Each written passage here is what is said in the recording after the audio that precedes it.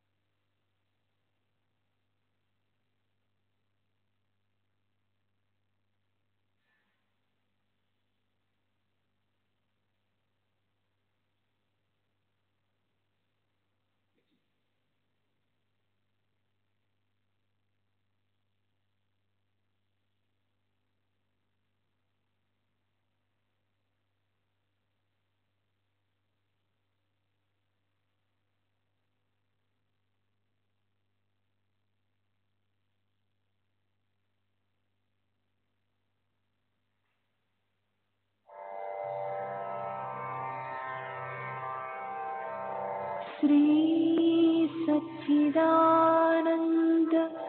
सद्गुरु साईनाथ महाराज की जय।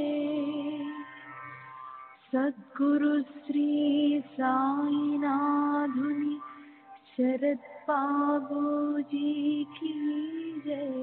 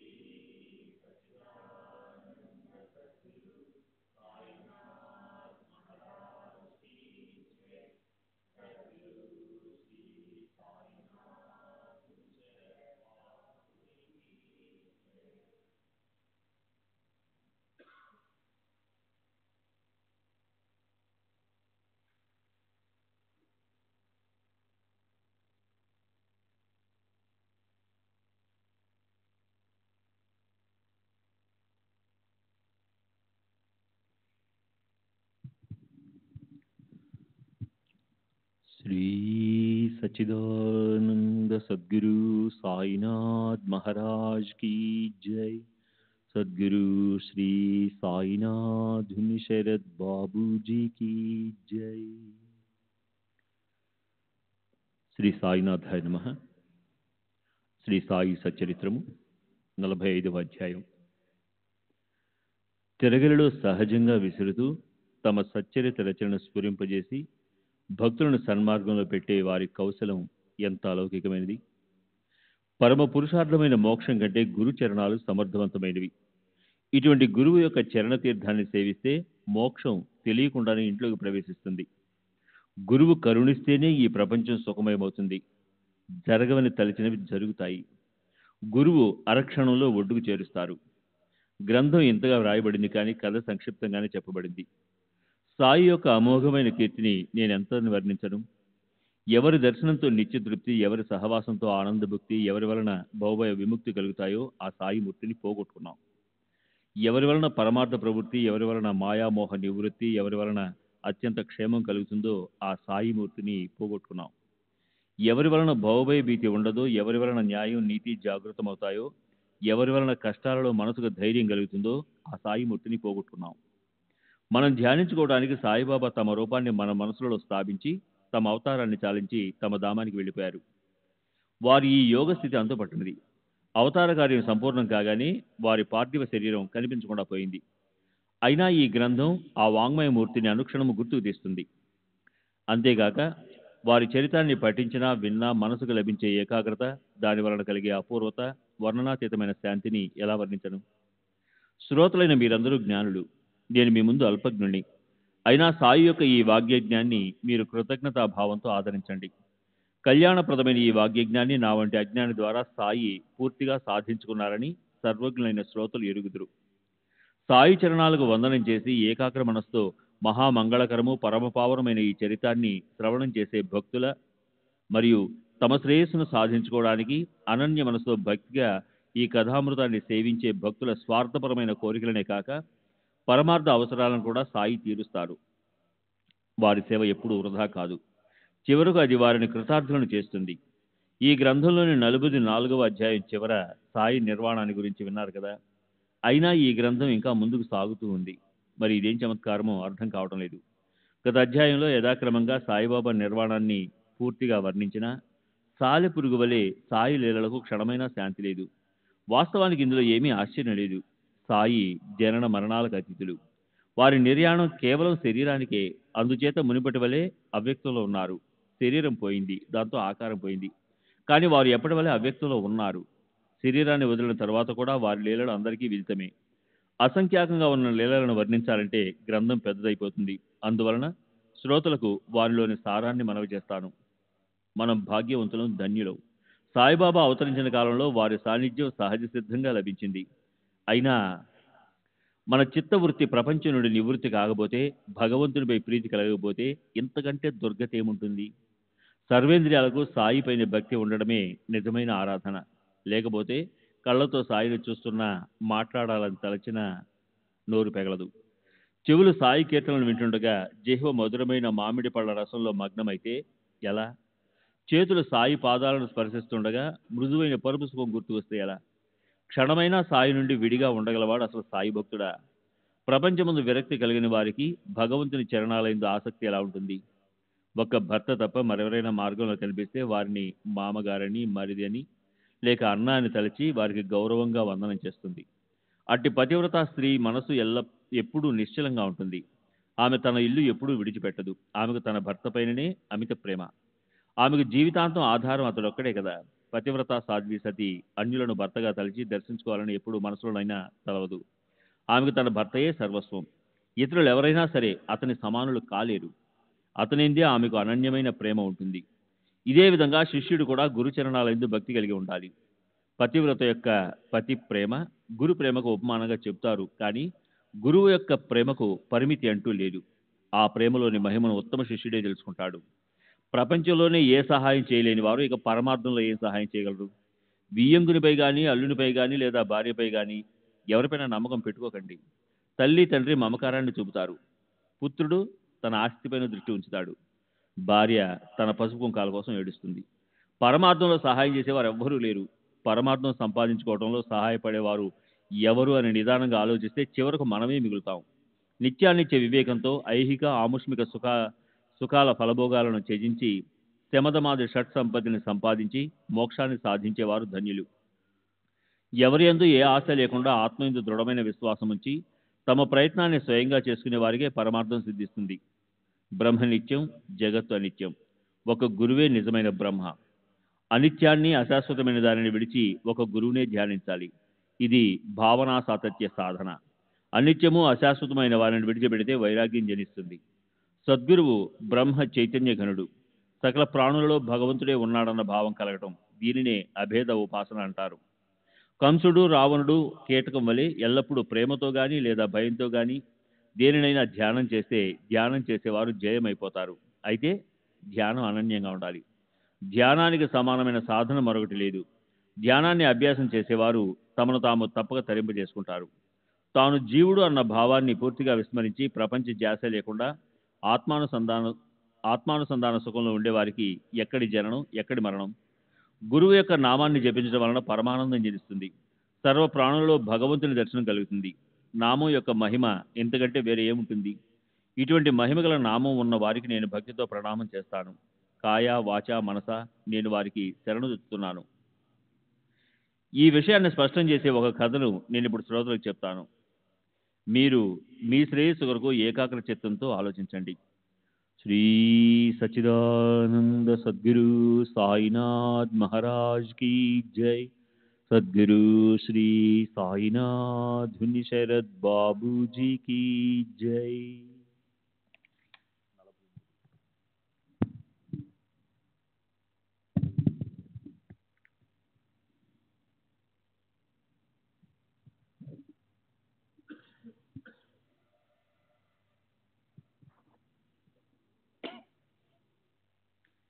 సాయి సముద్రుని ఆజ్ఞ మేరకు కీర్తిశేషులు కాకా దీక్షిత్తు నిత్యము నియమంగా భాగవతాన్ని పఠించేవాడు.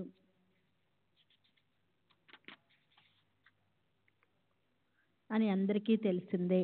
ఒకరోజు దీక్షిత్తు ముంబైలో చౌపాటీలోని కాకా మహాజన్ ఇంటిలో భోజనం చేసి గ్రంథాన్ని పఠించసాగాడు. అద్వితీయమైన ఏకాదశి స్కందములో రసభరితమైన 2వ అధ్యాయాన్ని వింటున్న శ్రోతల మనసులు సుఖశాంతులతో నిండిపోయాయి. బాబా భక్తుడైన మాధవరావు అతనితో సహా కాకా మహాజని ఏకాగ్ర చిత్తంతో భాగవతాన్ని వినటానికి కూర్చున్నారు. భాగ్యం కొద్దీ కథ కూడా చాలా మధురమైంది. శ్రోతల కోరికలను తీర్చి భగవద్భక్తి యందు ప్రీతిని కలిగించే మంచి సందర్భము. కవి, హరి, అంతరిక్ష మొదలైన 9 మంది ఋషిభక్తుల దీపకాల గురించి జ్ఞానబోధ ప్రధానము ఆనందదాయకము అయిన మధుర కథ. ఆ 9 మంది భగవత్ స్వరూపులు, అమితమైన క్షమాశాంతి కలవారు. భాగవత ధర్మ మహిమను వారిని వర్ణించగా జనక మహారాజు ఆశ్చర్యపోయాడు. అత్యంత సుఖమైనది ఏది? హరి యొక్క పరమభక్తి ఎటువంటిది? హరిమాయను దాటే సుఖమోపాయము ఏది? అంటే శ్రేయస్సుని కలిగించే ఉత్తమమైన గురుచరణాలు. కర్మ, అకర్మ మరియు వికర్మ ఈ అన్నిటి మర్మము ఒకటే. గురువే పరమాత్మ స్వరూపము. గురువు యందు భక్తిభావం ధర్మము. హరిచరిత్రను, వారి అవతారాల విశిష్టతను ద్రుమిళనాథుడు వర్ణించాడు. మరియు పురుషావతారమైన లక్షణాలను చెప్పి నారాయణ రూపాన్ని వర్ణించాడు. జనక మహారాజునకు భక్తి లేని వారికి పట్టే దుర్గతిని తెలిపి వేద విహిత కర్మలను వదిలిన వారందరూ నాశనం అవుతారని చెప్పాడు. హరి సర్వ ప్రాణుల్లోనూ ఉన్నాడు కనుక ఎవరిని ద్వేషించరాదు. ప్రతి ప్రాణి యందు పరమేశ్వరుని చూడాలి. దేవుడు లేని చోటు అంటూ లేదు. చివర 9వ వాడు కరభాజనుడు కృతాత్రేతాది యుగాల్లో ఏ దేవతల మూర్తులను ఎలా పూజించాలి, ఎలా ధ్యానించాలి అని వివరించాడు. కలియుగంలో ఒకటే సాధన, హరి యొక్క గురువు యొక్క చరణ స్మరణ. దానితోనే భవభయహరణము. శరణాగతులకు ఇది ఒక్కటే శరణము. ఈ విధంగా గ్రంథ పఠనానంతరము కాకాసాహెబు ఈ నవనాథుల చర్యలు వారి మనోవృత్తి అంతుపట్టనివి కదా అని అన్నాడు. మాధవరావుతో ప్రేమగా ఈ భక్తి ఎంత కఠినమైనది, మన వంటి మూర్ఖులను అంతటి శక్తి ఎక్కడిది? జన్మ జన్మలకు ఏది సాధ్యం కాదు. గొప్ప దిట్టలైన ఆ నవనాథులు ఎక్కడ? మొదటి నుండి పావులమైన మనము ఎక్కడ? ఈ భక్తి అంత సులభ సాధ్యమా? సత్యతృప్తులైన వారు ధన్యులు. మనకు ఈ భక్తి లభిస్తుందా? మనకిక తరుణోపాయం ఏది? నేను హతాశుడినైపోయాను, ఈ జన్మ వ్యర్థమైపోయింది అని అన్నాడు. కాకాసాహెబు ప్రేమమయమైన భక్తుడు. అతని మనసు స్థిరంగా ఉండక చంచలమై ఎందుకు తపన పడిపోతున్నాడు అని శ్యామ మనసులో బాధ. శ్యామ అంటే మాధవరావుకు కాకాసాహెబ్పై అభిమానం. అతనికి కాకా యొక్క ధైర్యం అసలు నచ్చలేదు. సాయిబాబా వంటి ఆభరణాన్ని పొందిన భాగ్యం ఉండి ఇంతటి ధైర్యం ఎందుకు? అతడు జీవించడం వ్యర్థము. సాయి చరణాల్లో దృఢమైన విశ్వాసం ఉంటే మనసులో ఇంతటి తపన ఎందుకు?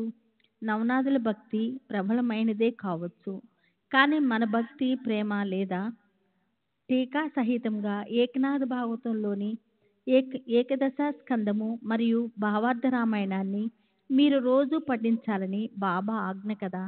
వాని దానిని బట్టి హరినామ స్మరణ, గురునామ గురుస్మరణ సాధన అని బాబా ఆజ్ఞ బాబా ఆజ్ఞ ప్రమాణం కాదా? దీనితో మనము భవాన్ని తరించగలము. మీకు ఎందుకు చింత అని అన్నాడు. కానీ ఆ నవయోగుల చరిత్ర, వారి అసిధార వ్రతము ఏ కొంచెమైనా మనకు సాధ్యమా అని కాక ఎప్పుడూ ఆలోచిస్తుండేవాడు. నవయోగుల భక్తియే శ్రేష్టమైనది. అది ఏ సాధనతో లభిస్తుంది? ఆ భక్తి ద్వారానే భగవంతుని సాన్నిధ్యం అని మనసులో వేదన పట్టుకుంది. కూర్చున్నా పడుకున్నా అదే ఆలోచనలతో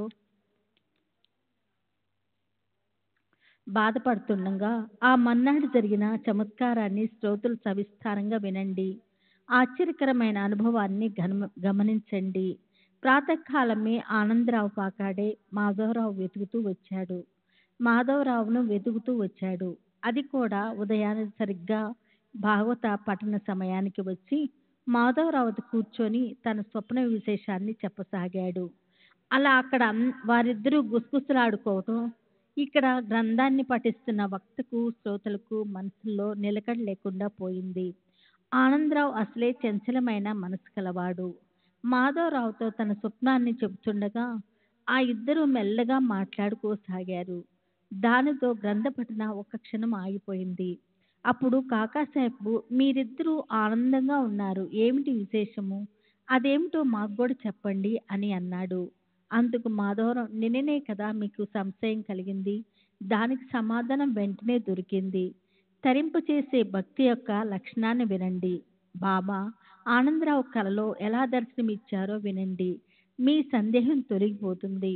గురుపాదాలకు వందనం చేసే భక్తి ఉంటే చాలు అని అర్థమవుతుందని చెప్పాడు.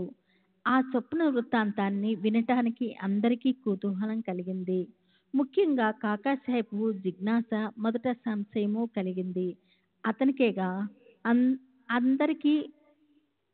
అందరి ఆదుర్తాను గని ఆనందరావు కలను శ్రద్ధగా చెప్పసాగాడు. అక్కడ వారందరూ కూడా వింతగా వినసాగారు. నేను ఒక సముద్రంలో నీటిలో నడుం వరకు నిలబడి ఉన్నాను. అక్కడ అకస్మాత్తుగా శ్రీ సాయి సమర్థులు నా దృష్టికి కనిపించారు. వారు తప్ప ఖచ్చిత సింహాసనంపై విరాజమానులై ఉన్నారు. వారి చరణాలు నీటి లోపలే ఉన్నాయి. అటువంటి దృశ్యాన్ని చూచాను. మనోహరమైన వారి రూపాన్ని చూసి నాకు అత్యంత సంతోషం కలిగింది. అది కళ అన్న భావనే లేదు. వారి దర్శనంతో మనసును ఆనందం కలిగింది. ఎంతటి విశిష్ట యోగము! అక్కడే నిలబడి ఉన్న మాధవరావు భక్తావేశంతో ఆనందరావు బాబా పాదాలపై పడు అని చెప్పాడు. అలా చెయ్యాలని నాకు చాలా కోరికగానే ఉంది. కానీ బాబా పాదాలు నీటిలో ఉన్నాయి, అవి నా చేతికి ఎలా అందుతాయి? నీటిలోని ఆ పాదాలపై శిరసి ఎలా వంచను?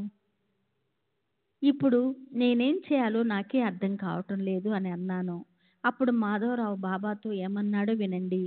దేవా, నీటిలో ఉన్న మీ పాదాలను పైకి తీయండి అని. అలా అనగానే వెంటనే బాబా తమ పాదాలను బయటికి తీశారు. అప్పుడు ఆనందరావు ఆలస్యం చేయకుండా బాబా పాదాలను పట్టుకొని వందనం చేశాడు. బాబా పాదాలను అతడు చాలా గట్టిగా పట్టుకొని ఉన్నప్పుడు వారు, నీవు భయపడనవసరం లేదు, నీకు శుభం కలుగుతుందని ఆశీర్వదించారు. జరి అంచు దోవతని మా శ్యామకివ్వు అని అది నీకు శుభదాయకము అని కూడా చెప్పారు. వారి ఆజ్ఞను శిరసావహించి జరి అంచు దోవతని తెచ్చాను. కాకాసాహెబ్, మీ చేతుల్లో దీనిని మాధవరావుకి ఇచ్చి అతను స్వీకరించేలా చెయ్యండి. నా ఈ విన్నపాన్ని మన్నించండి. మాధవరావు దీన్ని కట్టుకునేలా చెయ్యండి. నాకు సంతోషం కలుగుతుంది. నేను మీకు చాలా కృతార్థునవుతానని అన్నాడు. అతని మాటలను మాధవరావు స్వయంగా విన్నాడు. కానీ కాకాసాబ్ ఇచ్చిన దోవతిని అతడు స్వీకరించలేదు. అతడు తన మనసులో ఇది స్వప్నమే, నాకు సూచనగా ఏదైనా దృష్టాంతం కలిగితే తప్ప నేను ఈ వస్త్రాన్ని తీసుకోను అని అనుకున్నాడు. అప్పుడు కాకాసాహెబ్ బాబా అభిప్రాయాన్ని తెలుసుకుందాము. తీసుకోవటం మంచిదా కాదా అని చీటీల ద్వారా తెలుసుకుందాం. బాబా ఇచ్చిన చీటీ ప్రకారం వారి ఆజ్ఞను స్వీకరిద్దాం అని బాగా నిశ్చయించుకుని చీటీల్లో వ్రాసి బాబా పాదాల వద్ద ఉంచాడు. కాకాసాహెబ్ తన భారాన్నంతా సాయిపైనే ఉంచాడు. బాబా అభిప్రాయాన్ని ముందుగా తీసుకున్న తర్వాతే ఏ పైనని చేసేవాడు. ఆ విధంగా బాబా శరీరంతో ఉన్నప్పుడు చేసేవాడు. వారి తర్వాత కూడా చీటీలు వేసి బాబా ఆజ్ఞను తీసుకునేవాడు. ఆ ఆజ్ఞను తప్పగా పాలించేవాడు. పని చిన్నదైనా పెద్దదైనా చీటీల ద్వారా బాబా ఆజ్ఞను తీసుకోవటం, ప్రాణం పోయినా ఏ పని చేసేవాడు కాదు. బాబా ఆజ్ఞయే ప్రమాణము. ఒకసారి బాబా చరణాలను అంకితం చేసిన శరీరం మనది కాదు, దాని వ్యవహారం పైన మనకు అధికారం ఎక్కడిది అన్న ఈ దృఢభావంతో లక్షల రూపాయల సంపాదనను కాలుద్రోసుకున్నాడు. కానీ తన నిశ్చయాన్ని మరణం వరకు పాటించాడు. శ్రీ సచ్చిదానంద సద్గురు సాయినాథ్ మహారాజ్ కీ జై. సద్గురు శ్రీ సాయినాథుని శరత్ బాబూజీకి జై. నీ భక్తి ఫలిస్తుంది. నీ కోసం నేను విమానం పంపి దానిలో నిన్ను కూర్చుండబెట్టి తీసుకుని వెడతాను. నీవు నిశ్చితంగా ఉండు అన్న బాబా యొక్క అనుగ్రహ వచనం అక్షరం అక్షరం అనుభవమైంది. కాకా నిర్యాణం గురించి సాయిలీలా పాఠకులకు తెలుసు. ఆ విషయం గుర్తుకు వస్తే విమాన ప్రయాణమంటే ఇంతకంటే వేరే ఏముంటుంది అనిపిస్తుంది. ఆనందంగా గురువు నామాన్ని స్మరిస్తుండగా ఎటువంటి అనాయాస మరణం. కాకా దీక్షిత్ తన నిశ్చయంలో దృఢంగా ఉండేవాడు. అతని మనసు ఎప్పుడూ సాయి చరణాలలో ఉండేది. దానినే ఇష్టులకు మిత్రులకు కూడా నేర్పించి గురుచరణాలలో విలీనమై పోయాడు.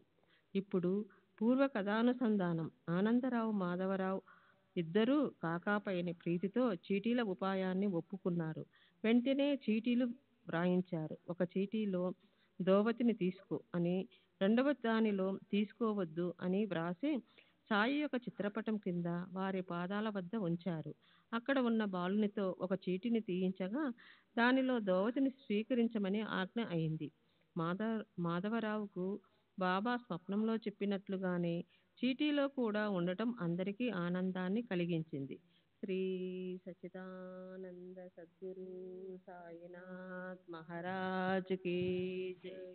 సద్గురు శ్రీ సాయినాథుని శరత్ బాబూజీకి జై. జరి అంచు దోవతిని శ్యామ చేతులలో ఉంచారు.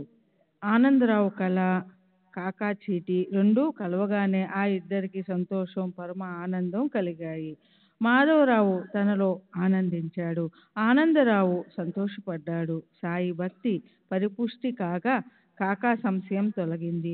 ఈ కథాసారాన్ని ఎవరికి వారు ఆలోచించాలి. గురువు చరణాలయందు శిరస్సు నుంచి, గురు నోటి నుండి వెడలిన వచనాలయందు ధ్యానముంచాలి.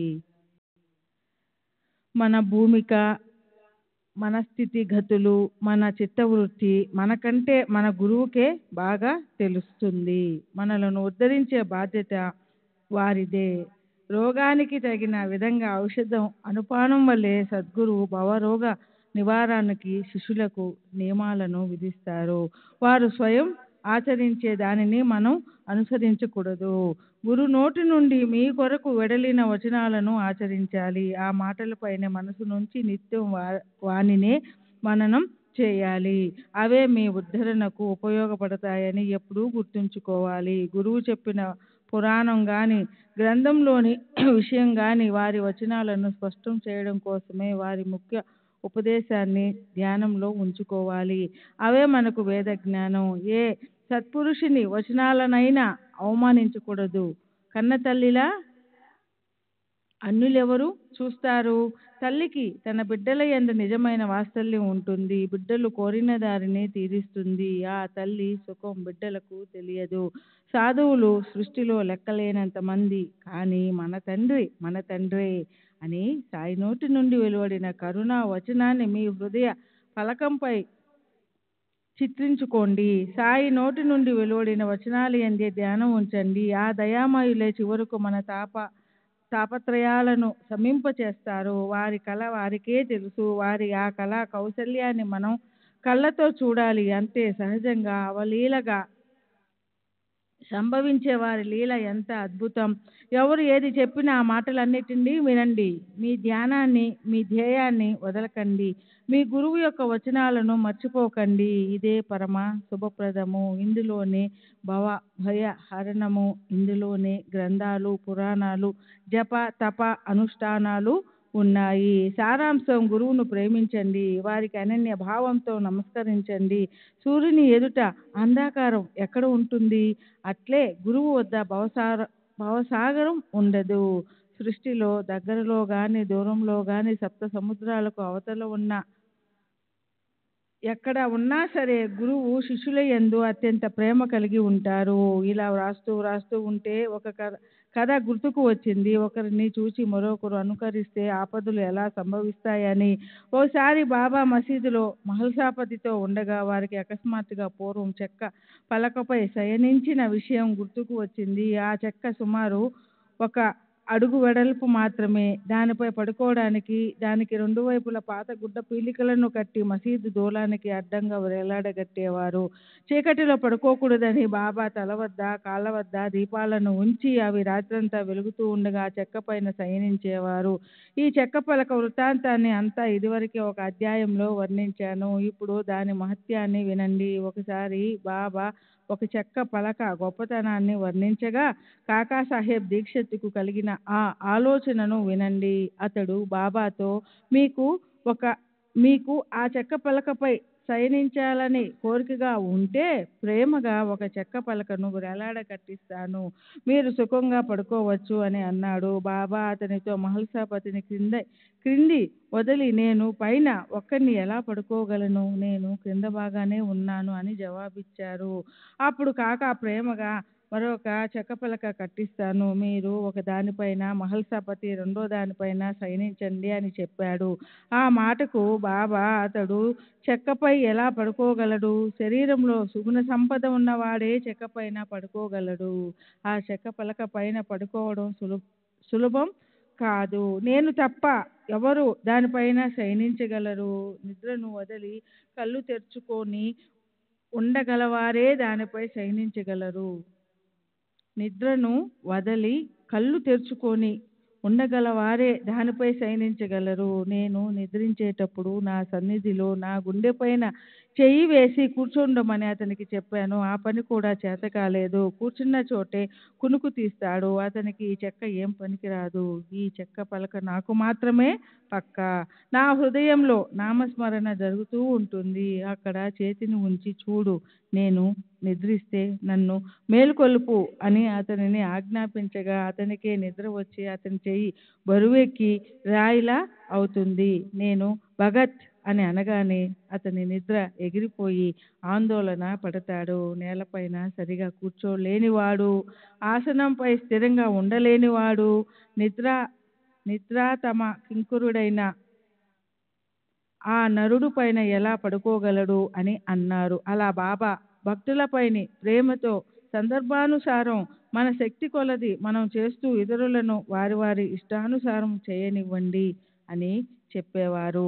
సాయినాథుని లీల అగాధం కనుక హేమాడు వారి చరణాలను ఆశ్రయించగా బాబా కూడా అతనిని తమ కృపతో ఆశీస్సులతో ఎప్పుడు తమ స్మరణలో ఉంచారు. స్వస్తి శ్రీ సంత సర్జన ప్రేరితము భక్త హేమాడు పంతు విరచితమైన శ్రీ సాయి సమర్థ సచ్చరిత్రలో శ్రీ గురు చరణ మహిమ అను 45వ అధ్యాయం సంపూర్ణం. శ్రీ సద్గురు సాయినాథార్పణమస్తు. శుభం భవతు. శ్రీ సచ్చిదానంద సద్గురు సాయినాథ్ మహారాజ్ की जय. सद्गुरु श्री साईनाथुनि शरद बाबू जी की जय. सच्चिदानंद सद्गुरु साईनाथ महाराज की जय. सद्गुरु श्री साईनाथुनि शरद बाबू जी की जय. శ్రీ సాయి సచ్చరిత్ర 46వ అధ్యాయం. శ్రీ గణేశాయ నమః, శ్రీ సరస్వత్యై నమః, శ్రీ గురుభ్యోయ్ నమః, శ్రీ కులదేవతాయై నమః, శ్రీ సీతారామచంద్రాభ్యాయ నమః, శ్రీ సద్గురు సాయినాథాయ నమః. శ్రీ సాయినాథ, మీ చరణాలు ధన్యం. శ్రీ సాయి, మీ స్మరణ ధన్యం. శ్రీ సాయి కర్మబంధనాల నుండి విముక్తిని ప్రసాదించే మీ దర్శనం ధన్యం. ఇప్పుడు మీరు అదృశ్యంగా ఉన్న భక్తిభావమున్న వారికి సమాధిలో జాగృతంగా ఉన్న మీ జ్యోతి స్వరూపం వెంటనే అనుభవం అవుతుంది. మీరు మీ భక్తులను దేశ విదేశాలలో ఉన్న కనిపించని సూక్ష్మమైన దారంతో లాక్కుని వస్తారు. వారిని మీ పాదాల వద్ద ఉంచి తల్లి తన బిడ్డలను చూచేలా మీరు ప్రేమగా దగ్గరకు తీసుకుని సునాయాసంగా పోషిస్తారు. మీరు అలా సూత్రాలను నడిపిస్తుంటారు, కానీ మీరు ఎక్కడ ఉన్నది ఎవరికీ తెలియదు. కానీ మీరు భక్తుల వెనుకే ఉన్నట్లు వారికి అనుభవం అవుతుంది. జ్ఞానులు, పండితులు, చతురులు అహంభావం వలన ప్రపంచమనే సుడిగుండంలో చిక్కుకుంటారు. కానీ అమాయకులను, అజ్ఞానులను, ఏమీ తెలియని వారిని మీ శక్తితో ఆడిస్తారు. లోపల నుండి అనేక లీలలను చేస్తూ పైకి ఏమీ అంటనట్లు కనిపిస్తారు. అంతా చేస్తూ నేనేమీ చేయను, నేను కర్తను కాను అని చెప్పుకుంటారు. మీ చరితం ఎవరికి అర్థం కాదు. అందువలన శరీరాన్ని, వాక్కును, మనసును మీ పాదాలకు అర్పించి నోటితో నిరంతరం మీ నామస్మరణ చేస్తే పాప ప్రక్షాళనం అవుతుంది. కోరికలు గలవారి కోరికలను తీర్చి ఏ కోరికలు లేని వారికి ఆత్మానందాన్ని ప్రసాదిస్తుంది. ఇటువంటి మీ మధుర నామం సద్భక్తులకు సుగమోపాయం. దాని ద్వారా పాపాలు నశించిపోయి రజస్తమ గుణాలు విశ్లేషంగా తొలగిపోయి క్రమేణా సత్వగుణం అభివృద్ధి చెందడంతో ధర్మ సంచయం కలుగుతుంది. ధర్మ వృత్తి జాగృతం కాగానే దాని వెంట వైరాగ్యం పరిగెత్తుకుంటూ వస్తుంది. విషయ సుఖాల వాంఛ నశించిపోతుంది. ఆత్మజ్ఞానం వెంటనే ప్రకటమవుతుంది. నిత్య అనిత్య వివేక జ్ఞానం కలుగగానే ఆత్మస్వరూపంతో అనుసంధానం కుదురుతుంది. అదే గురు చరణాలలో స్థిరపడటం. దీని పేరు సంపూర్ణ గురు అర్పణ. మనసు సాయి పాదాలకు అంకితమైందని అనడానికి ఒకటే గుర్తు. సాధకుని మనసు శాంతిని కాంక్షిస్తుంది. అతని భక్తి పూర్తిగా వికసిస్తుంది. ప్రేమపూర్వకమైన గురు భక్తికి ధర్మం అని పేరు. అంతటా నేనే ఉన్నాను అన్నది జ్ఞానసారం. విషయ సుఖాలలో ఆసక్తి లేకపోవడం పరమ వైరాగ్యం. దానితో ప్రపంచం నుండి మనసు విరమిస్తుంది. ఇటువంటి భక్తి యొక్క మహిమ ధన్యం. ఏకాగ్ర మనసుతో ఈ అనన్య భక్తిని సాధించిన వారి ఆధీనంలో శాంతి, విరక్తి, కీర్తి ఈ మూడు ఎప్పుడూ ఉంటాయి. ఇటువంటి గురు భక్తి ఉన్న వారికి ఏమి లోటు ఉంటుంది? మనసులో దేనిని కోరినా అవి అప్రయాసంగా లభిస్తాయి. ఇటువంటి భక్తి ఉన్న చోట బ్రహ్మస్థితి దాసివల ఉంటుంది. అక్కడ మోక్షాన్ని ఎవరు ఖాతరు చేయరు. అట్టి వారి పాదాల వద్దకు పుణ్యతీర్థాలు చేరుతాయి. గత అధ్యాయంలో దీక్షితు భాగవతాన్ని పఠించటం, నవయోగుల యొక్క భక్తి వర్ణన, సాయి యొక్క పాదదర్శనం, సాయి భక్తుడైన ఆనందరావు పాకాడే తన స్వప్న వృత్తాంతాన్ని చెప్పడం మరియు సాయి యొక్క భక్తి వైభవాన్ని గురించి చెప్పబడింది. బాబా తమ దరికి చేర్చుకున్న వారు తమ ఇంటిలో ఉన్నా లేదా ఎక్కడో ద్వీపాంతరంలో ఉన్న శ్రీ సాయి ఎల్లవేళలా వారి వద్దే తప్పకుండా ఉంటారు. భక్తులు ఎక్కడెక్కడికి వెళ్ళినా అక్కడక్కడికి ఏ ప్రదేశమైనా బాబా ముందుగానే వెళ్ళి నిలుచుని అకస్మాత్తుగా వారికి దర్శనమిస్తారు. ఈ విషయంలో ఒక అభినవ కథను శ్రోతలైన మీకు చెప్తాను. దీనిని వింటే ఆశ్చర్యం, ఆనందం కలుగుతాయి. ఇక్కడ సాయి నోటి నుండి వచ్చిన అక్షరాలను శ్రవణాల ద్వారా భక్తిగా సేవిస్తే సమాధి సుఖం కూడా వెనుదిరిగిపోతుంది. భక్తులు ఆత్మానందంలో మునిగిపోతారు. అడుగడుగున చమత్కారపూరితమైన ఇటువంటి మధురమైన కథను వింటే శ్రోతలు తమను తాము మరచిపోతారు. వారి హృదయాలు ద్రవించిపోతాయి. కాకాసాహెబ్ దీక్షితుని జ్యేష్ఠ కుమారుడైన బాబుకు నాగపూర్లో ఒడుగు చేయాలని నిశ్చయమైంది. నానాసాహెబ్ చందోర్కర్ని జ్యేష్ఠ పుత్రునికి కూడా వివాహం చేయాలని అనుకోగా దాని కొరకు గ్వాలియర్ పట్టణానికి వెళ్ళవలసిన అవసరం ఏర్పడింది. బడుగు కార్యం పూర్తయ్యాక గ్వాలియర్కు వివాహానికి రావడానికి కాకాకు అవరోధం కాకూడదని నానా ఆలోచన. నాహపూర్ నుండి గ్వాలియర్కు కాకా సాహెబ్ సావకాశంగా రావడానికి ఆ ఇద్దరికి వీలుగా ముహూర్తాలను నిర్ణయించాడు. తరువాత సాయిబాబా దర్శనానికి మరియు వివాహానికి ఆహ్వానించటానికి కూడా భక్త శ్రేష్ఠుడైన నానాసాహెబ్ ఎంతో ఉత్సాహంతో షిరిడీకి వచ్చాడు. కాకాసాహెబ్ అక్కడే ఉన్నాడు. నానా మసీదుకి వెళ్ళి చేతులు జోడించుకుని బాబాను వివాహానికి రమ్మని ఆహ్వానించాడు. అప్పుడు బాబా సరే శ్యామను వెంట పెట్టుకుని వెళ్ళు అని చెప్పారు. కాకాసాహెబ్ కూడా బాబాను ఒడుగుకు రమ్మని ఆహ్వానించాడు. అతనితో కూడా బాబా అట్లే శ్యామను వెంటబెట్టుకుని వెళ్ళు అని అన్నారు. కాకాసాహెబ్ బాబా స్వయంగా రావాలని వారిని బలవంత పెట్టాడు. అందుకు బాబా వెంటనే కాశీ ప్రయాహ యాత్రలు త్వరగా చేసి శ్యామ కంటే ముందుగా వస్తాను, రావటానికి నాకేం ఆలస్యం అని జవాబిచ్చారు. ఈ మాటలను శ్రోతలు గుర్తించుకోండి. వాని అర్థాన్ని, సాయి యొక్క సర్వవ్యాపకత్వాన్ని అనుభవపూర్వకంగా తెలుసుకోండి. భోజనమయ్యాక మాధవరావు ఒకసారి గ్వాలియర్ వరకు బయలుదేరితే ఇక కాశీ ఎంత దూరంలో ఉంటుంది అని ఆలోచించాడు. దారి ఖర్చుకు నందారాం వద్ద 100 రూపాయలను అప్పు తీసుకుని బాబా అనుమతిని తీసుకోవడానికి వెళ్ళాడు. ఎంతో ఆదరపూర్వకంగా ఇప్పుడు ఒడుగు వివాహం కారణంగా గ్వాలియర్ వరకు వెళుతున్నారు కదా, కాశీగయ యాత్రలు కూడా వెళ్ళడం మంచిదని నేను అనుకుంటున్నాను. దేవా, మీ చరణాలకు నమస్కరించి వేడుకుంటున్నాను.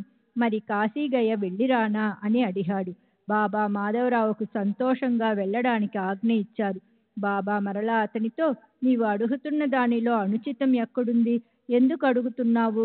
ఏ కష్టం లేకుండా సహజంగా సంభవించే దానిని తప్పకుండా సాధించుకోవాలి అని చెప్పారు.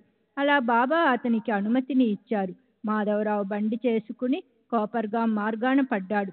అప్పుడు అప్పా కోతే కలిశాడు. అప్పా మనవరాలిని తీసుకుని రావడానికి చాందువాడాకు వెళ్తున్నాడు. కాశీ యాత్రను గురించి విని టాంగాలో నుండి దూకాడు. కాశీ ప్రయాణానికి అతని వద్ద డబ్బు లేదు. అయినప్పటికీ మాధవరావు వంటి తోడును వదులుకోలేకపోయాడు. మాధవరావు ధైర్యం చెప్పాడు. ఇక అప్పాకు ఆలోచించవలసింది ఏముంది? ఆ అవకాశాన్ని తీసుకుని ఆనందంగా బండిలో కూర్చున్నాడు. అప్పా కోతే పాటిలు ధనవంతుడు, కానీ అప్పుడు చేతిలో డబ్బు లేనందువలన కాశీ ప్రయాణం ఆగిపోతుందేమోనని అతనికి పెద్ద చింత.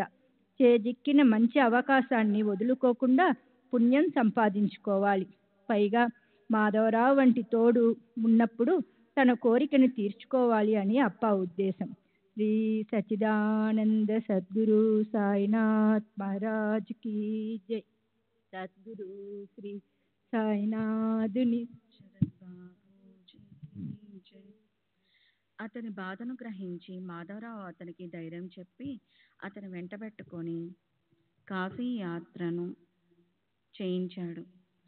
తర్వాత వారిద్దరూ ఉపనయన శుభకార్యానికి నాగపూర్కి వెళ్ళారు. కాకాసాహెబ్ మాధవరావుకు దారి ఖర్చుకు 200 రూపాయలను ఇచ్చాడు. అక్కడి నుండి వివాహ సమారంభానికి గ్వాలియర్ వెళ్ళారు. నానాసాహెబ్ మాధవరావుకు 100 రూపాయలను ఇచ్చాడు. నా వియంకుడు శ్రీమంత్ జటారు కూడా 100 రూపాయలను ఇచ్చాడు. ఈ విధంగా గురుబంధువును నానా సత్కారపూర్వకంగా గౌరవించాడు. కాశీలోని మంగళఘాట్ వద్ద బంగారు రేకులతో పొదిగిన సుందరమైన లక్ష్మీనారాయణ మందిరానికి జటారు యజమాని. అయోధ్యలో కూడా జటారు యొక్క శ్రీరామ మందిరం ఉంది. ఈ 2 క్షేత్రాలను అప్పాకు మాధవరావుకు గౌరవ ఆధారాలు చేయవలసిన పని అతడు గుమస్తాకు అప్పగించాడు. మాధవరావు అప్ప గ్వాలియర్ నుండి మధురకు వెళ్ళాడు. వారితో వజే, బీనీవాలే, పెండార్కర్ కూడా వెళ్ళి ఆ ముగ్గురు తిరిగి వచ్చేశారు. అక్కడి నుండి అప్పాకోతే మాధవరావు ప్రయాగకు వెళ్ళి శ్రీరామనవమి ఉత్సవానికి అయోధ్యకు చేరుకున్నాడు. అక్కడ 21 రోజులు ఉన్నారు. 2 నెలలు కాశీలో గడిపారు. చంద్రగ్రహణం, సూర్యగ్రహణం గడిచాక ఇద్దరు గయకు బయలుదేరారు. వారు రైలు బండిలో ఉండగా గయలో ప్లేగు వ్యాపించి ఉన్నదని సందుల్లో గొంతుల్లో ఉన్న జనం అదే చింతలో ఉన్నారని అక్కడి పరిస్థితిని విన్నారు. రైలు గయ స్టేషన్లో ఆగేసరికి రాత్రి సమయం నందున ఇద్దరూ అక్కడే ధర్మశాలలో విశ్రమించారు. తెల్లవారగానే పిండ ప్రదానం చేయించే బ్రాహ్మణుడు వచ్చి యాత్రికులంతా వెళ్ళిపోతూ ఉన్నారు, త్వరగా పదండి అని చెప్పాడు. మాధవరావుకు దిగులు. సరే వస్తాం, కానీ ప్లేగు మీ బస్తీలో కూడా ఉందా అని మెల్లగా అతన్ని అడిగాడు. అక్కడ అలాంటిదేమీ లేదు, మీరు అక్కడికి వచ్చి చూడండి, మీరు నిశ్చింతగా నా వెంట రండి అని చెప్పాడు. శ్రీ సచ్చిదానంద సద్గురు సాయినాథ్ మహారాజ్ కీ జై.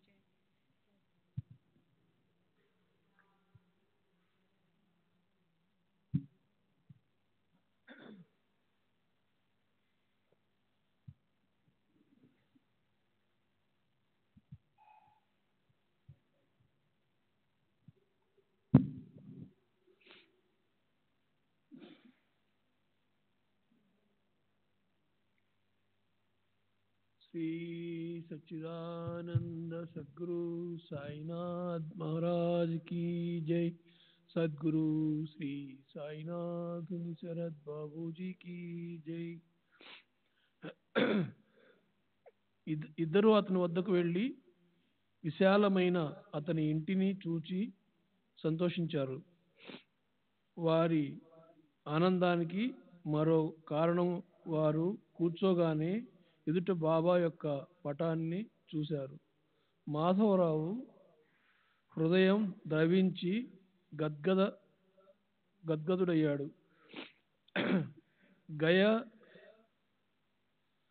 గయ వంటి దూర ప్రదేశంలో సాయి యొక్క పటం కళ్ళకు కనిపిస్తుందని అతడు అస్సలు అనుకోనేలేదు. ఇద్దరూ ఆశ్చర్యపోయారు. మాధవరావు బాగా కరిగిపోయాడు. కళ్ళలో నుండి ఆనందాశ్రువులు దొర్లాయి. మీరు ఎందుకు ఏడుస్తున్నారని బ్రాహ్మణుడు ప్రశ్నించాడు. ఏ కారణం లేకుండా మాధవరావు ఏడుస్తుంటే బ్రాహ్మణునికి సందేహం కలిగింది. అతని మనసు వికలమైంది. గయలో ప్లేగు ఉంది. యాత్ర చక్కగా జరుగుతుందా అని మాధవరావు చింతిస్తూ ఉన్నాడని అతడు బాధపడ్డాడు. ఇక్కడ ప్లేగు లేదని మీకు ముందుగానే చెప్పాను కదా, అయినా మీరు దుఃఖపడటం మాకు చాలా ఆశ్చర్యంగా ఉంది. మా మీద విశ్వాసం లేకపోతే వీరందరినీ అడగండి.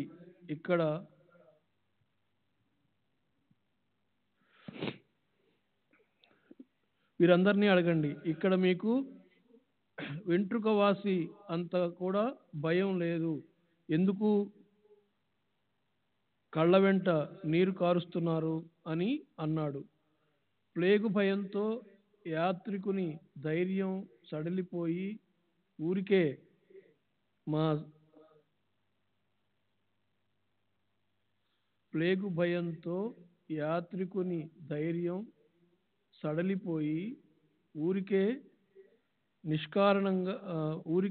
మా సాయి తల్లి నాకంటే ముందుగా వచ్చి నా ఎదుట ఎలా ఉంది. కాశీ ప్రయాగ యాత్ర ముగించుకొని శ్యామ కంటే ముందుగా వస్తానని బాబా మునుపు చెప్పిన వచనం ప్రత్యక్షంగా అనుభవమైంది. ఇంట్లోకి అడుగు పెట్టగానే కళ్ళ ఎదుట బాబా పటం కనిపించగా అనుకోకుండా సంభవించిందని అతనికి అత్యంత చమత్కారమని అనిపించింది. ప్రేమతో కంఠం గద్గదమైంది. కళ్ళు ఆనందాశ్రువులతో నిండాయి. శరీరమంతా రోమాంచితమై చెమట పట్టింది.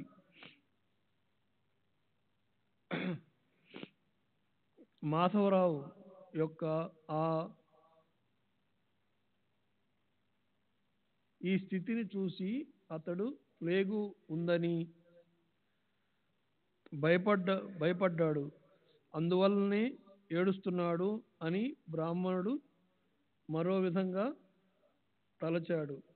తరువాత శ్యామయే జిజ్ఞాసతో బ్రాహ్మణుని, ఈ పటం నీకు ఎలా లభించింది, మొత్తం చెప్పు అని అడిగాడు. 12 సంవత్సరాల క్రితం జరిగిన విశేషాన్నంతా బ్రాహ్మణుడు మాధవరావుకు చెప్పసాగాడు. దానిని వినండి. ఆ బ్రాహ్మణునికి ఒక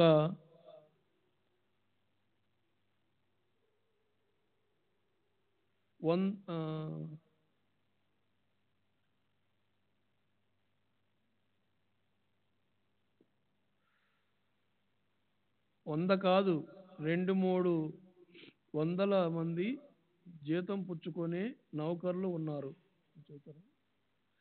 శ్రీ సచ్చిదానంద సద్గురు సాయినాథ్ మహారాజ్ की जय।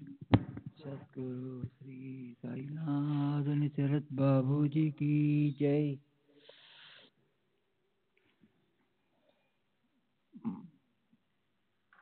పన్నెండు సంవత్సరాల క్రితం జరిగిన విశేషానంతా బ్రాహ్మణుడు మాధవరావు వినసాగాడు. దానిని వినండి. ఆ బ్రాహ్మణునికి ఒక 100 కాదు 200 నుంచి జీతం పుచ్చుకునే నౌకర్లు ఉన్నారు. మన్మాడు మరియు పుణే తాంబేలో ఉన్నారు. యాత్రికులకు సదుపాయాన్ని కలిగించడం అతని నిత్య వృత్తి. అతని వ్యవహారం అట్లా జరుగుతుండగా అతడు షిరిడీకి వెళ్ళాడు. సాయి సమర్థులు గొప్ప సత్పురుషులు అని విని వారి దర్శనంతో పునీతుడవ్వాలని అతని ఉద్దేశం. సాయిబాబా దర్శనం చేసుకుని వారి పాదాలకు వందనం చేశాక వారి పటాన్ని సంపాదించాలని అతనికి కోరిక కలిగింది. మాధవరావు వద్ద బాబా పటం ఒకటి గోడకు తగిలించి ఉంటే దానిని బ్రాహ్మణుడు కోరాడు. మాధవరావు బాబా అనుమతితో దానిని అతనికి ఇచ్చాడు. ఆ బాబా పటమే ఇది అని ఆ బ్రాహ్మణుడు ఇతడే అని మాధవుడు గుర్తుకు వచ్చింది. బాబా నిన్ను ఇక్కడికే ఎలా పంపించారు, ఇంతకాలానికి ఈ కలయికను ఎలా సంభవింపచేశాడు? వాస్తవానికి 12 సంవత్సరాల క్రితం జరిగిన వానిని ఎవరైనా నిండును ఎందుకు గుర్తించుకుంటారు? ఇది మనసును ఎల్లప్పుడూ గుర్తు రాలేదు. బాబా యొక్క అగాధ లీల శ్యామాను అక్కడికే పంపించి అక్కడే తన అనుభవాన్ని కలిగించాడు. బ్రాహ్మణుడు కూడా అత్యంత సంతృప్తుడయ్యాడు. తన దగ్గరున్న ఈ పటాన్ని సాయిబాబా ఆజ్ఞను తీసుకుని తాను తనకి ఇచ్చాడని శ్యామకు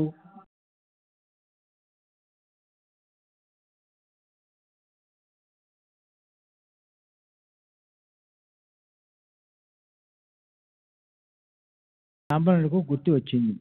ఒకరికి ఒకరు చేసుకున్న ఉపకారాలను అందుకొని చాలా సంతోషించాడు.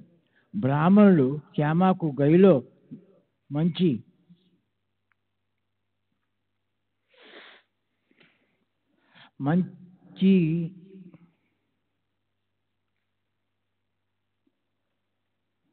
మంచి సదుపాయాలు చేశాడు.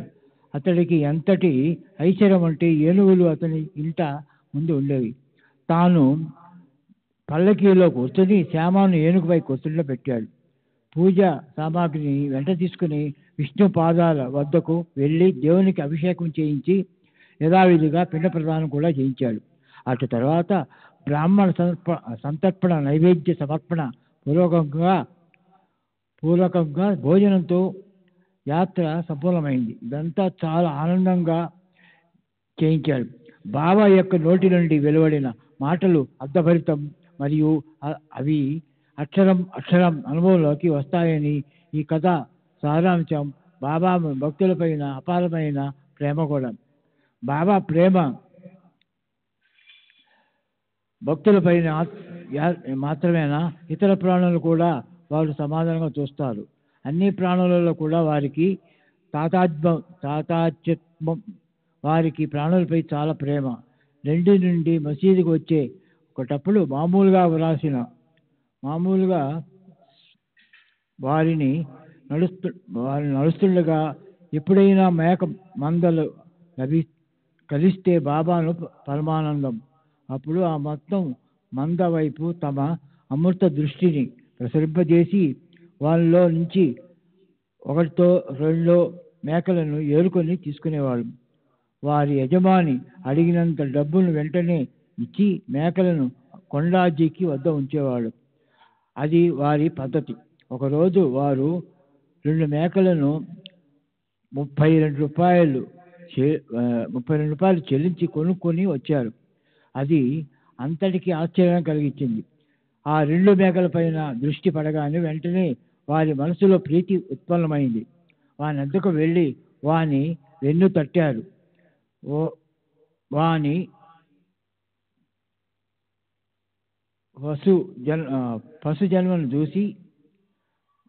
పక్కు జన్మను చూసి సాయి సముద్రానికి జాలి కలిగింది. వాని పరిస్థితి చూసి వారి మనస్సు ప్రేమ కలిగి ఉప్పొంగింది. వాని దగ్గరకు తీసుకుని బాబా వారిని ప్రేమతో నిమిరారు. బాబా యొక్క వింత చర్యను గని భక్తులు ఆశ్చర్యపోయారు. వాని పూర్వజన్మలోని పరమలో సాయిబాబాకు గుర్తు వచ్చి వానిపై ప్రేమ కలిగింది. వాని పశు జన్మని వారు కరుణతో కరిగిపోయాడు. వాని ఖరీదు 2 రూపాయలు లేదా 3, 4. బాబా 16 రూపాయలకి ఒక చూసి తాత్యా చకితుడయ్యాడు. వ్యాపారి అడిగినంత డబ్బు ఇచ్చి మేకలను ఖరీదు చేయటాన్ని ప్రత్యక్షంగా చూసి తాత్యాతో పాటు మాధవరావు బాబా చర్యను దుయ్యబట్టారు. 2 రూపాయలు వస్తువుకు 16 ఎందుకు ఇచ్చినట్లు? బాబాకు డబ్బు విలువ తెలియదా? అందుకే యథేచ్ఛగా ఏదో చేస్తుంటారా అంటే ఇది కూడా సరైన మాట కాదు. బాబా ఎందుకు ఇలా చేశారు అని ఇద్దరు చిరచిరలాడారు. బాబా ఎందుకు ఇటువంటి వ్యాపారం చేశారు? ఇదే వ్యాపారం చేసే పద్ధతి అని ఇద్దరు బాబాను దూషించారు. అసలు బాబా ఎలా మోసపోయారు? ఆ వింత చూడడానికి అందరూ అక్కడ పోగయ్యారు. ఏమాత్రం నష్టం కలగనట్లు బాబా తమలో నిశ్చితంగా ఉన్నారు. ఇద్దరు అలా కోపగిస్తూ దూషించిన బాబా కించెత్తైనా చలించలేదు. సంతోషంగా ప్రశాంతంగా ఉన్నారు. తర్వాత తాత్యా శ్యామ వినయంగా ఆధారపూర్వకంగా 32 రూపాయలు వృధాగా అయిపోయాయి కదా, ఇదేం ఉదార బుద్ధి అని అడిగారు. కేవలం డబ్బును గురించిన ప్రశ్నను విని సాయి నవ్వు ముఖంతో పిచ్చి జనులారా, నేను మిమ్మల్ని ఎలా సమాధానపరచను అని తనలో తాను అనుకున్నారు. వారి శాంతి విలక్షణమైనది. వారి స్థైర్యం అనుప్రమాణం ఫలించలేదు. ఇదే పరమశాంతికి లక్షణం. శ్రీ సత్యానంద సద్గురు సాయినాథ్ మహారాజ్ की जय. सद्गुरु श्री साईनाथ शरद बाबू जी की जय.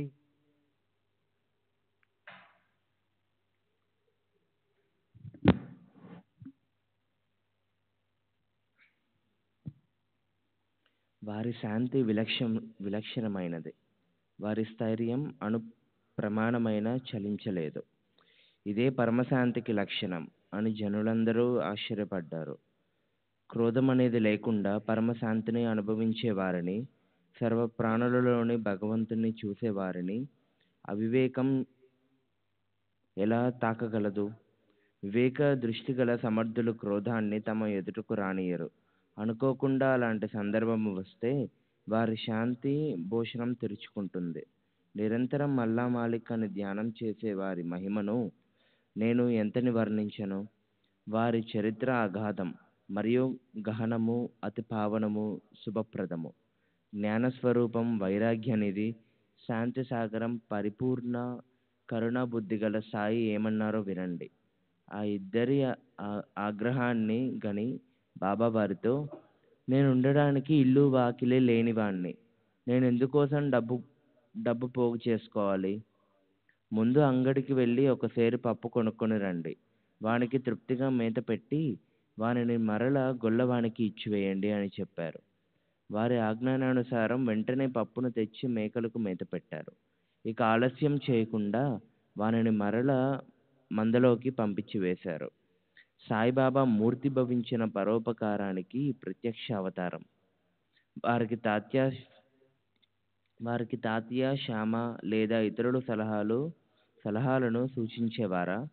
మేకలు ఎంతో సంతోషంగా పప్పు తిని తృప్తి చెందినట్లు గమనించి బాబా వాని యజమానికి ఇచ్చివేయండి, మందలో విశ్రమిస్తాయి అని చెప్పాడు.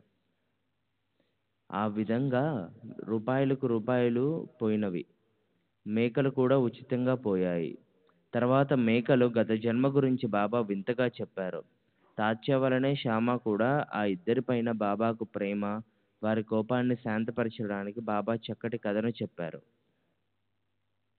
సాయి తమంతట తాము స్వయంగా మేకలు పూర్వజన్మ కథను ఆ ఇద్దరికి చెప్పారు. శ్రోతలు కూడా దానిని శ్రవణం చేయండి. పూర్వజన్మలో ఈ ప్రాణులు భాగ్యం కొద్ది మానవులు నాకు దగ్గరే ఉండేవారు. వారికి కూడా కర్మ ప్రభావ ఫలితం తప్పలేదు. ఇప్పుడు మీకు ఇవి మేకలుగా కనిపిస్తున్నాయి కదా. పూర్వజన్మలో ఈ మేకలు సోదరులు పరస్పరం కొట్టుకొని పరిణామంగా ఈ రూపాన్ని పొందారు. మొదట్లో అన్నదమ్ములలో ప్రేమ ఉండేది. ఒక కంచంలో తిని ఒక మంచంపై పడుకునేవారు. రోజు ఒకరి యోగక్షేమాలను ఒకరు ఆలోచించేవారు. ఆ ఉభయాలలో ఐక్యత బాగా ఉండేది. ఆ ఇద్దరు సహోదరులే అయినా దుర్భరమైన కర్మధర్మ సంయోగం వలన భయంకరమైన ద్రవ్యలోభం కారణంగా వారిలో శత్రుత్వం ప్రబలింది. పెద్దవాడు మహాసోమరి, చిన్నవాడు అహర్నిశలు శ్రమించి ధనాన్ని కూడబెట్టుకున్నాడు. అందువలన పెద్దవానికి అసూయ కలిగింది. కంటకంలా ఉన్న తమ్ముణ్ణి తొలగించేంత తనకు ద్రవ్యానికి లోటుండదు అని పెద్దవాడు ధనలోభంతో చెడుగా ఆలోచించసాగాడు. ధనం మీద మోహన్ దృష్టికి ప్రతిబంధకమైంది. కళ్ళు ఉండి అతడు అంధుడయ్యాడు. బంధుత్వాన్ని, సోదర ప్రేమని మర్చిపోయి తమ్ముని హతమార్చడానికి సన్నద్ధుడయ్యాడు. ప్రారబ్ధ కర్మ భోగం పరమ కఠినమైనది. నిష్కరణంగా శత్రుత్వం ఉత్పన్నమైనది. రహస్యంగా ఉన్న కపటం బయటపడింది. లోభం నిగ్రహించుకోలేనంతగా పెరిగింది. వారి ఆయువు తీరిపోయింది. సోదర ప్రేమను పూర్తిగా మర్చిపోయారు. దురభిమానం ఎంతో పెరిగిపోయింది. శత్రువుల వలె ఒకరితో ఒకరు పోట్లాడుకున్నారు. ఒకడు సోదరుని కర్రతో తలపైన కొట్టి క్రింద పడవేశాడు. రెండోవాడు గొడ్డలితో కొట్టి తన సోదరుణ్ణి చంపేశాడు. ఆ ఇద్దరు రక్తం కారుస్తూ చిన్నాభిన్నంగా మూర్ఛ పడిపోయారు. కాసేపటికంతా ప్రాణాలను కోల్పోయి ఇద్దరు చనిపోయారు. జీవితాలు అలా అంతం కాగా వారి యోనిలో ప్రవేశించారు. వారిని చూడగానే వారి వృత్తాంతము నాకు గుర్తుకు వచ్చింది. చేసిన కర్మను అనుభవించడానికి మేకల జన్మకు వచ్చారు. అకస్మాత్తుగా వారిని మందలో చూచి నాకు వారిపై ప్రేమ కలిగింది. అందువలన స్వంత డబ్బు ఖర్చు పెట్టి వానికి విశ్రమాన్ని కలిగించాలని అనిపించింది. కానీ మీ కారణంగా వాని కర్మ వానిని అడ్డు తగిలింది. మేకల మీద దయ ఉన్న మీ బలవంతం వలన చివరికి నేను వానిని గొల్లవానికి తిరిగి ఇచ్చివేయడానికి ఒప్పుకున్నాను అని చెప్పారు. ఇక్కడితో కథ ముగిసింది. శ్రోతలు నన్ను క్షమించాలి. తర్వాత అధ్యాయాన్ని వింటే మనసుకు సంతోషం కలుగుతుంది. అది కూడా సాయి నోటి నుండి స్రవించిన అమృతం. పరమ ప్రేమ భరితమై అని హేమాడ్ పంతు సాయి చరణాలయందు వినమ్రుడై శ్రోతలకు మనవి చేస్తున్నాడు. స్వస్తి శ్రీ సంత సజ్జన ప్రేరితము భక్త హేమాడ్ పంత్ విరచితము అయిన శ్రీ సాయి సమర్థ సచరిత్రంలో కాశీ గయగమనం ఆజ జన్మ కథనమును 46వ అధ్యాయం సంపూర్ణం. శ్రీ సద్గురు సాయినాథార్పణమస్తు. శుభం భవతు. श्री सच्चिदानंद सद्गुरु साईनाथ महाराज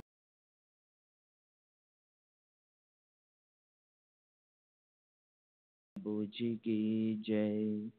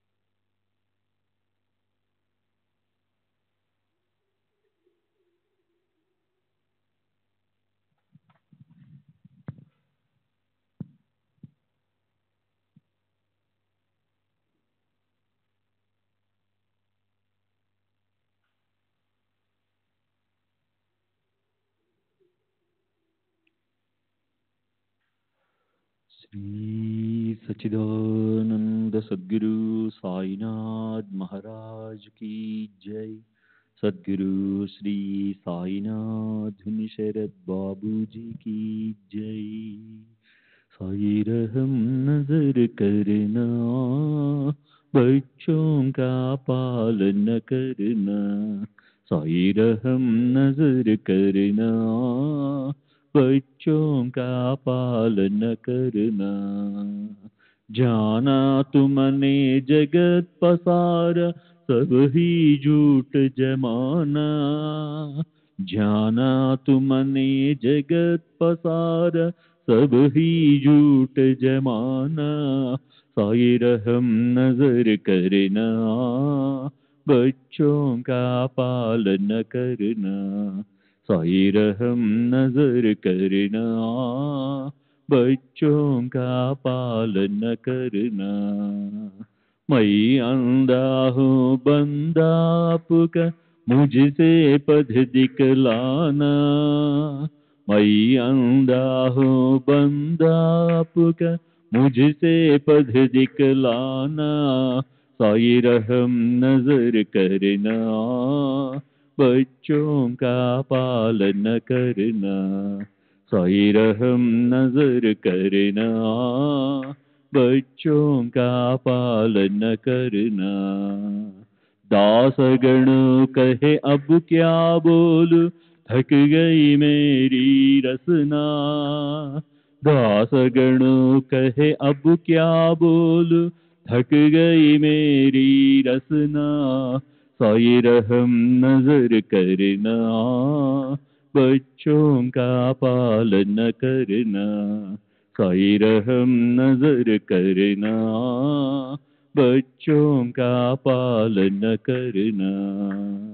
रहमो नजर करो अब मोरे साई, तुम बिना नहीं मुझे माँ बाप बाई।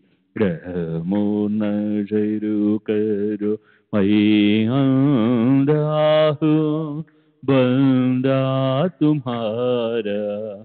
मैं अंधा हूँ बंदा तुम्हारा, मैं ना जानु मैना जानु मैना जानु अल्लाह इलाही रहमो नजरू करो रहमो नजरू करो अब मोरे साई तुम बिना नहीं मुझे माँ बाप बाई रहमो नजरू करो काली जमाना मैंने गमाया काली जमाना मैंने गमाया साथी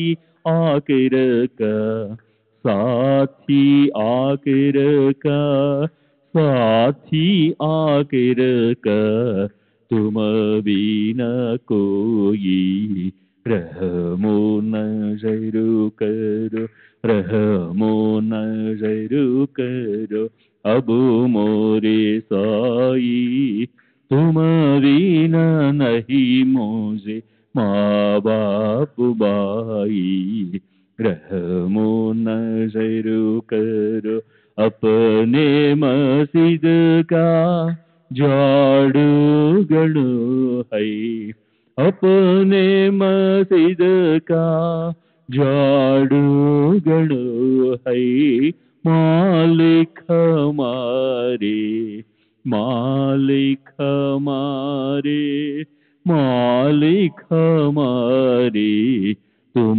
बाबा साई रहमो नजरू करो रहमो नजरू करो अब मोरे साई तुम बिना नहीं मुझे माँ बाप बाई रहमो नजरू करो। श्री सच्चिदानंद सद्गुरु साईनाथ महाराज की जय। सद्गुरु श्री साईनाथ शरद बाबू जी की जय।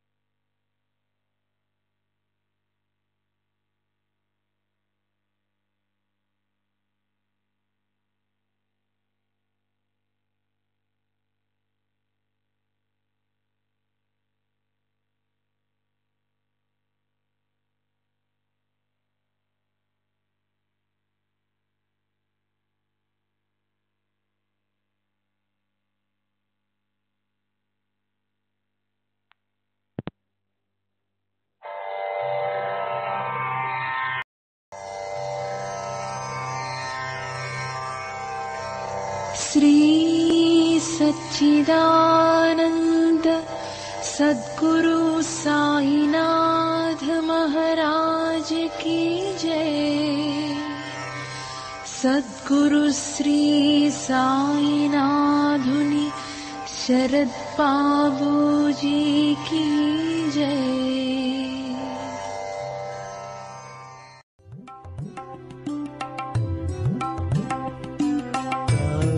Baba,